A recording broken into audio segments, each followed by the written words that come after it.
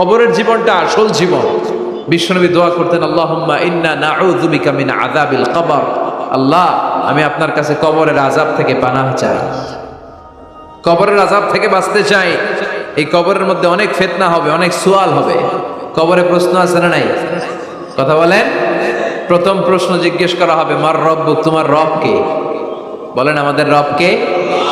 ওয়া মা দীনুক, তোমার ধর্ম কি? বিষ্ণুবীর চেহারা দেখিয়ে বলা হবে, তারিফু মান হাযার রাজুল, এই লোকটারে চিনো? আমরা কি বলবো?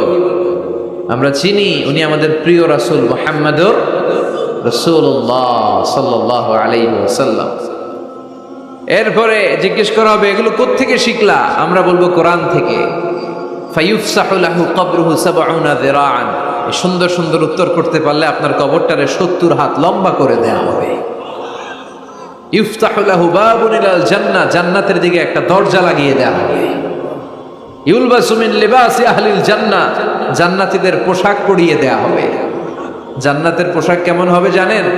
রেশমের পোশাক। ওয়া লিবাসুহুম ফিহা হারির, the dress will be in Jannah with fine green silk with the gold embroidery.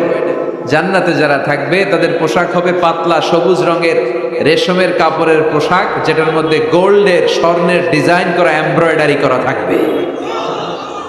ওই পোশাক পরিয়ে দেওয়া হবে। আর বলা হবে নাম কান্নাউমিল আরুস, বাসর রাতে জামাই যেমনি আনন্দে ঘুমায় তুমিও ঘুমাও।